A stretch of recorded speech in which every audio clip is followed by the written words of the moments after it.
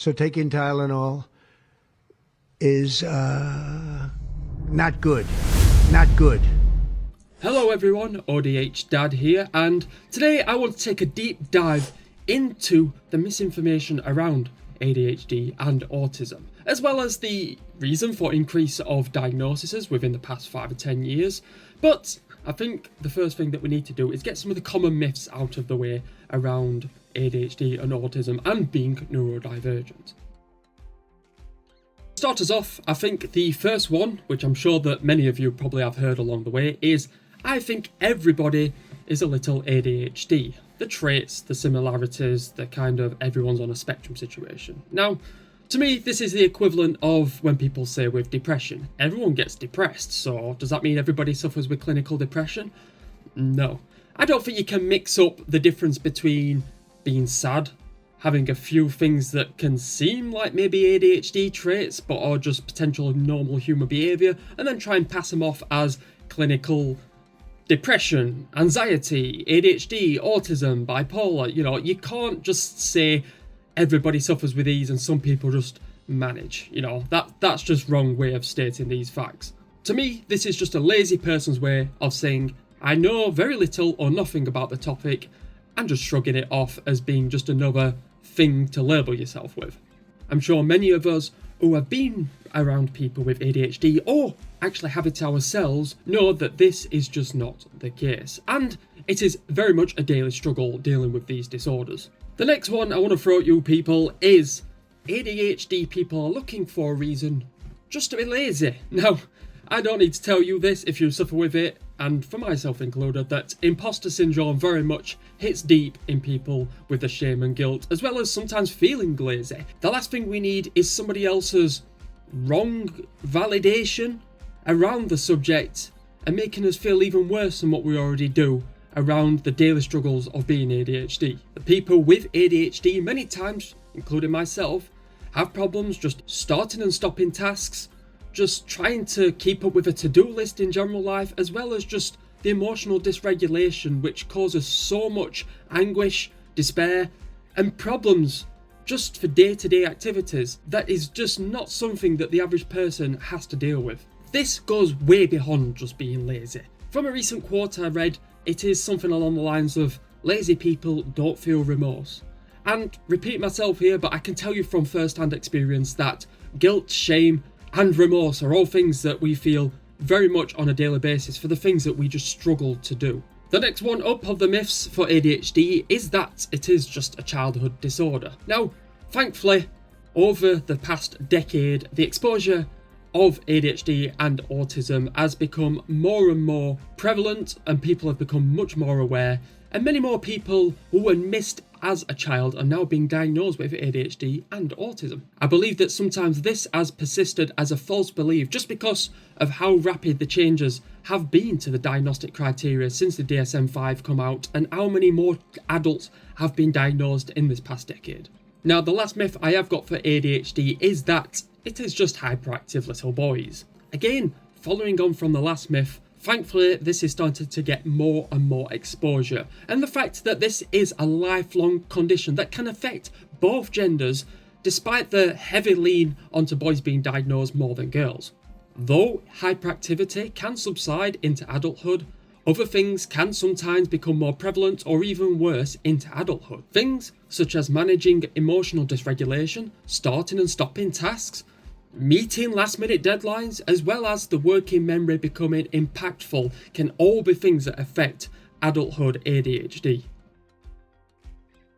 Now, moving on to the autism myths, and the first one is quite controversial, but unfortunately it's come from the social media side of things, which I try and avoid in my videos, but for this case I can't help but address it, and that is autism is caused by vaccines. Like many tin hat conspiracies, they spread faster than the truth through social media and through word of mouth as well in real life. And enough people will believe them if they're heard enough. Up to now, from my research and the research that's actually been done by many medical professionals, that there's no correlation that's been found to date that vaccines cause autism. And if anything, the data supports the opposite, that taking the vaccines during pregnancy, as well as for children when born, helps build their development and immune system up. Now, the second myth around autism is that autism and ADHD can be cured. Again, sadly, this has become another false rumour that has done its rounds through social media, as well as past news articles, that ADHD and autism somehow is something that can be cured, which it isn't. It's a lifelong condition that you are born with, and I think with more awareness and people just learning about what it is to be neurodivergent, people can learn to support instead of hinder neurodivergent people. Now, the third myth around autism is that apparently it's just bad parenting.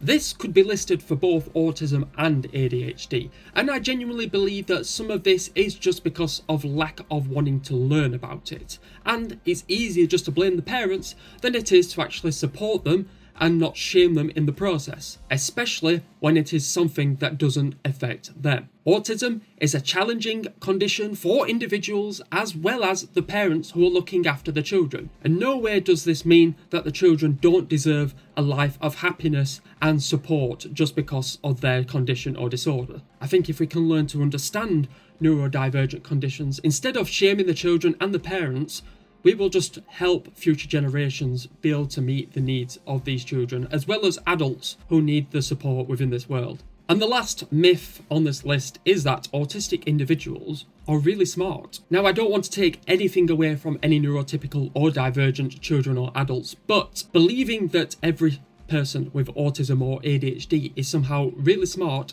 is just not true. It may be that autistic individuals do have special interests and work on those strengths as they get older towards a employment that fits their interests and their abilities. But believing that every single autistic individual has an IQ that's really high is a very unlikely one. If this was the case, then I would believe that many employers would be looking to hire them instead of shunning them of employment opportunities. Acetaminophen. Is that okay? Which is basically commonly known as Tylenol, during pregnancy can be associated with a very increased risk of autism. So taking Tylenol is not good. At the heart of this comment by Donald Trump, whether you like him or not, he's an influential person within this world, is that Tylenol, also known as paracetamol in other parts of the world, including the UK, shouldn't be taken during pregnancy as it is a supposed higher risk of the child developing autism disorder. Now, Trump goes on to say taking Tylenol during pregnancy can be associated with a very increased risk of autism. For this reason, they are strongly recommending that women limit Tylenol use during pregnancy unless medically necessary.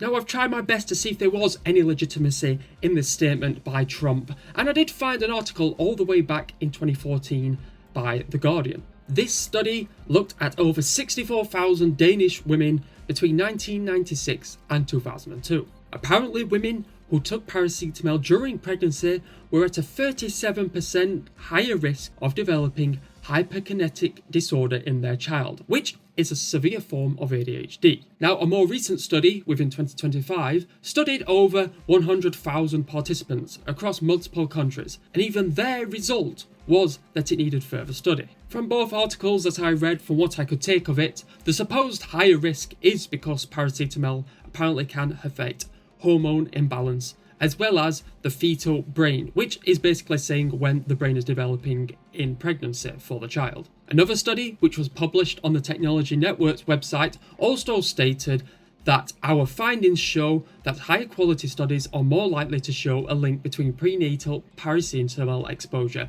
and increased risks with autism and ADHD. Though potential correlation, both articles go on to say that basically there needs to be more testing to show and prove any definitive correlation between taking paracetamol and autism disorder within pregnancy. This also goes on to say that women should not just stop taking paracetamol through pregnancy if they actually need it. Now, from my personal take on the matter, the problem is with all of these articles is that none of them show the kind of people that they did the studies on, nor does it show any genetic implications about the mother or the father already having a neurodivergent condition which just either hasn't been addressed or the fact that it is just a genetic condition which heavily correlates more than these supposed predictions. Although 64,000 Danish women is quite a large test number from 2014, this does not cover anything about their background. This covers nothing about their health, about religion, about their wealth, about previous relations, as well as the parents themselves even being diagnosed with a neurodivergent disorder themselves. It also doesn't state why the women was even taking the medication, whether that was just because of a common cold, flu, RSV, gastroenteritis, the list could go on. Perhaps the illness and not the medication itself is the reason for showing some correlation, but I have no definitive proof on this. I just think it's something that should have been stated, and I will leave my prediction there. I think another thing to address as well, that in the past 40 or 50 years, many things throughout different countries has changed dramatically. Now, I can only go from first-hand experience when stating this, but in the UK, smoking was quite a common thing through pregnancy, as well as drinking and the exposure to second-hand smoke. Environmental factors could even come into play with the things that's been eaten, used on foods beforehand, such as pesticides. And I think from the more recent studies, the most obvious thing to point out is the fact that autism and ADHD has become much more of an aware subject by people now. It has taken until 2013 for the DSM-5 to be released, for there to be an obvious increase in diagnoses within ADHD and autism. This all comes from a better understanding of autism and ADHD, as well as the term Asperger's being removed and now all being put under the autism umbrella. The study from 2025, though being a bigger, larger test study, still doesn't address the same issues which I've just stated. Other things that could come into play also is the healthcare system in different countries. Some countries just may not have the staff or the awareness or the knowledge to diagnose such conditions at this time. As well as I've previously stated, many parents having a neurodivergent condition themselves and not even being aware of it. To end this segment, I will follow up with a statement from a recent Nature article that I've read from a James Cusack, which is a chief executive of Autistic, a research and campaigning charity within London. He went on to say that there is no definitive evidence that paracetamol or Tylenol in the US is the cause of autism, and that any association is very, very small. This was followed up by Asura Alwan, a clinical teratologist at the University of British Columbia at Vancouver, Canada. A teratologist being somebody who looks for abnormalities. She went on to say that the evidence also does not support a causal link between paracetamol or vaccines and autism. So, in other words, or shall I say in my words, that Trump put out a statement with something that has been tried and tested for over 10 years now within studies and still shows no definitive correlation between taking Tylenol or paracetamol and developing autism in pregnancy. And many of the average consumers will listen or read this and unfortunately take it as advice that they'll not take the medication that they need through pregnancy and actually cause more damage than good during the long run. Not good. This can be seen by just the comment section within an average newspaper within the UK. Comments such as, "I have always thought of this as a dangerous drug. I can honestly say I have never taken a single one in my whole life and would never have given my children Calpol. I did read recently that Calpol has to have the bright colorants, bad E numbers removed. In my opinion, everyone with children on the spectrum should read the E for additives book. It can explain much." Another person went on to say, "It's always anything but the vax." With someone else following up with a, "I remember before vaccinations and no one ever died."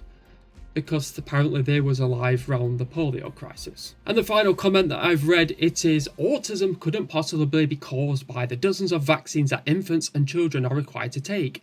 Let's blame Tylenol." Now, I could go on forever and a day within this article. It just goes to show the like-minded people that actually read these articles sometimes and unfortunately still sit there with their tin hat conspiracies. Now, I don't want to enter this piece of misinformation too enraged, but I will just say this, that a lot of this comes from people who are ignorant and purely misinformed about how the world around them has evolved. Thankfully though, I have come across many people throughout different generations who are starting to understand and have the awareness of what ADHD and autism is, and sometimes find out that they actually have a relative or themselves with it too. But unfortunately, there's many people who beg to differ. Take a look at this video. Is it something in the water? I don't know. Why are there so many people now jumping out with these needs where were they in the past when I was at school? Now, I hate to break it to you, but there's a good chance that when you were at school, there was somebody who you came across who was neurodivergent, just potentially not diagnosed or not with the support. They might have just never gone to school. The mentality of out of sight, out of mind. It's funny how so many of these sayings seem to come up from the 60s and 70s generation. I'll just say since his generation, the awareness of neurodivergence and many other conditions has increased tenfold, and just goes to show the ignorance of some of the people within these high positions in the current world. That's the equivalent of just now saying that diabetes was all of a sudden found a cure, a treatment, and thousands came out somehow needing this. Do we just call all these people a liar? Just because they all needed it at once, because thousands were diagnosed? Also, not everybody can have diabetes. Yeah, well, this is how it currently is. Anyway, before I get too enraged, let's continue. Not automatically accepting the plea of a mother saying that little Willie has got ADHD, when in actual fact, little Willie is just really badly behaved. So there you've got it, folks. Little Wilster is just badly behaved. Nothing like some good old bad discipline can't solve. Now, I do want to state that, again, just from my current surroundings, the state of parenting at this moment in time can be a mixed bag. I've seen children that are overweight, that just are basically children having children, and sometimes some of the parents are just letting the children parent themselves. This just comes from sometimes a lack of responsibility, which then, unfortunately, the children pick up bad behaviours and bad traits. But not for 1 second do I believe that a child having a meltdown in a classroom is due to bad behaviour. And from having an autistic child myself, you start to learn the difference between mischief and meltdown. He goes on to say, it appears to be a bottomless pit and a hole that we're throwing loads of money into. And there we have the source of the problem. The people and the council do not want to put money into this situation. Now, I am aware that many councils are being stretched with the budgets that they are being given, and to meet all of the SEND children's needs. But I do not believe for 1 second that these children should be sacrificed to balance the books. The outcome of this should be simple: creating a better system for school and healthcare that parents do not have to struggle through and take so much time to get the support that they need for their children. And I'm sorry to say, but this does just not end there. And only earlier this year, in August 2025, an older male Derbyshire councillor came forward and said, over agreeing with Nigel Farage with overdiagnosis, that I personally think there are too many people in the SEND system. I think there are reasons for that, and it is to do with schools getting extra money for dealing with that. Most people are just about on the spectrum, but they're coping. So there you have it again. Everybody is apparently on the spectrum, and after that, send money. It's like it's going straight to our bank accounts. Oh wait, these statements to some extent always make me laugh, because as though a parent will go through all the paperwork, the time and the effort to try and get the support that their children need within SEND just because it goes to a school to help a child with SEND needs. Why would a parent, as well as the schools, fight tooth and nail for the support for the children and the funding if they basically thought that it wasn't needed? On top of this, the statement just seems like that you're calling all the professionals within the field, such as the psychologist, the psychiatrist, and the clinicians, all wrong despite all of the experience that they have over the years. Anybody who has been through the process of trying to get a diagnosis for their children in school, as well as themselves as an adult, knows the amount of painstaking time and effort it takes to go through the process, as well as get the support they need in school. It continues with, we need to make sure as a local authority, as a government, that we're spending the money in the right places. Sometimes people have to cope with those issues. I possibly feel that maybe even I'm on the spectrum somewhere, but I've never had any help with it. This guy right here is just gaslighting every person who has been through or personally has ADHD or autism. And all I can say is, the quicker that these people quit or retire these positions, the better. Because it is clear to me that many of these people in these positions now are no longer in a position or knowledgeable to be doing the job. He's just made an entire statement about something that clearly he has no idea of. The third point I want to make about the misinformation is recently an article about a McFly singer called Harry Judd, and his wife coming forward about their children having pathological demand avoidance, or known as PDA. PDA is basically when a child or an adult struggles to do tasks set for them or even by themselves. Something simple like washing the dishes can become an extremely hard task to try and pick up and start. And personally, I'll admit that I may suffer with this myself. Now, you may ask the question, what's wrong with this? Well, apart from the comment section, which I will get into later, it's the way that this was worded in the Mirror's Facebook page. On the website article, they wrote, Harry and Izzy Judd's child diagnosed with difficult health condition. Completely fine. But on their Facebook page, it says, McFly star's child has condition meaning you can't tell them what to do. Not only is this more gaslighting, but it doesn't even cover the extent of what PDA means for the individual. It's just another example of journalists writing about a subject that they have no idea of for themselves. Now, the comment section to this article is another dumpster fire, but what can you expect when you are looking at the demographic of these newspapers?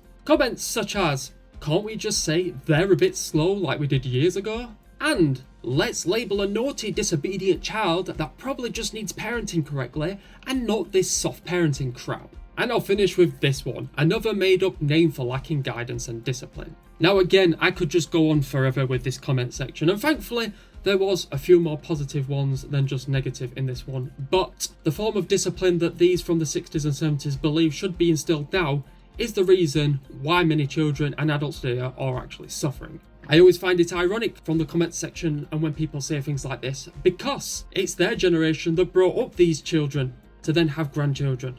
They're the ones that's instilled these behaviours. They're the ones that's made the adults the way they are today. Now, throughout all the misinformation that goes out there in the world, I would like to add some clarity within the statistics and the history around ADHD and autism. Starting with ADHD, we can see that physicians as far back as the 18th century described various disorders of attention, but today's understanding of ADHD, which brings inattention and hyperactivity into one diagnosis, was not defined until the 1980s. That piece of information there should say a lot about where the previous generation was. They just didn't know about it. The UK started formally recognising and diagnosing childhood ADHD in 2000, when the NHS and the National Institute for Health and Care Excellence officially acknowledged it as a valid condition. The UK officially started to diagnose adults with ADHD in 2008, after the National Institute for Health and Clinical Excellence published its first guideline for ADHD that it included adults. Even I'll say, being born in the 1990s, that I had not heard of many of these terms myself. Do I believe that all of a sudden they are just made up terms? No!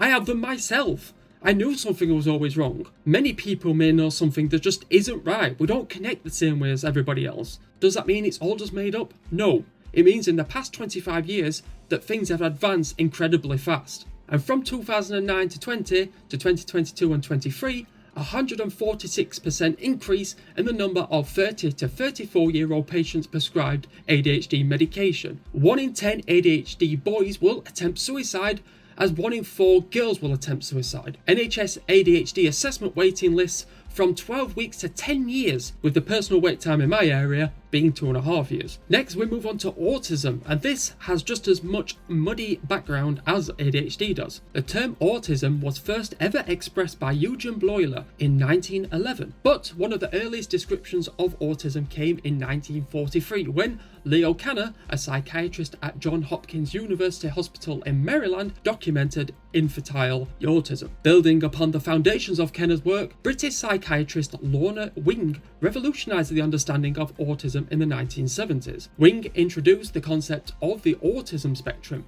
acknowledging that autism is not a one-size-fits-all diagnosis, but a range of conditions with varying symptoms and levels of severity. She at this time also coined the term Asperger's syndrome, which was aimed more at difficulties with social interactions but not development delays. From then, it took until 1993 for Stephen Ehlers and Christopher Gilberg to publish results of a further study carried out in Gothenburg. This study examined children in mainstream schools. From the numbers of children they identified, they calculated a rate of 36 per 10,000 for those who definitely had Asperger's syndrome, and another 35 per 10,000 for those with social difficulties. Some of these children may have fitted Asperger's description if more information had been available, but they were certainly on the autism spectrum.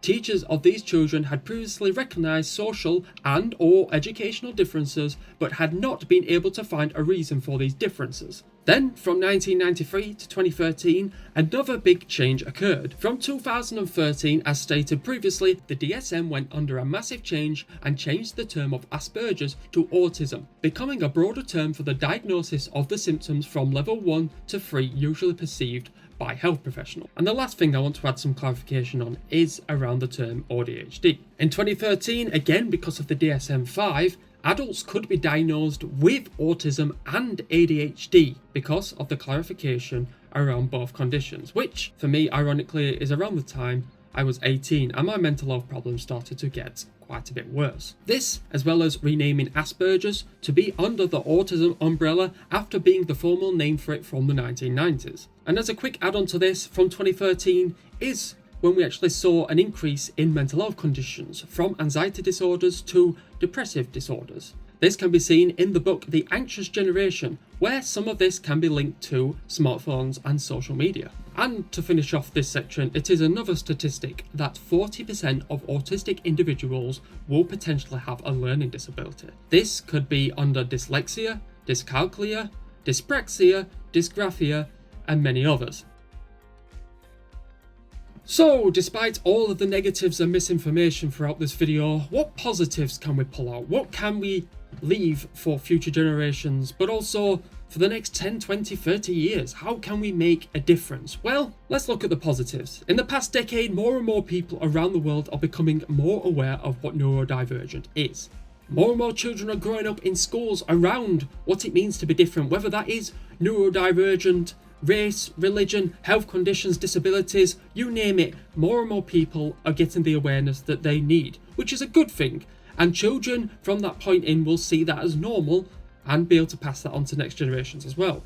Another thing to point out is that recently an actress called Kelly Bright recently was able to do a panorama documentary with the BBC to highlight the struggles and support children with ADHD and autism need. I think we can all agree that better understanding and support for children and adults, but especially at an earlier time in their life, can help support education and their time in employment. And have parents as well as adults have to jump through less hoops and grueling paperwork to try and get the diagnosis and the support they need for themselves and their children. I believe that there is still a long way to go to change the public's perception. Hopefully in the next 10, 20 years, as a generation passes through, this will change, things will get better, and day by day we are all making a difference. Every time you make that little bit of awareness available to somebody else, it helps pass that information on. We are making a difference, and however way you need to share your story, we need to be heard. Unfortunately, you can't change some people's minds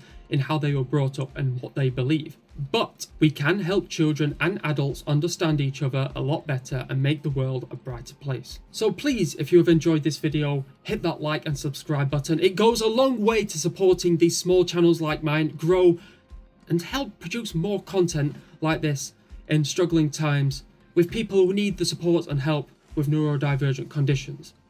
And as always, thanks for watching.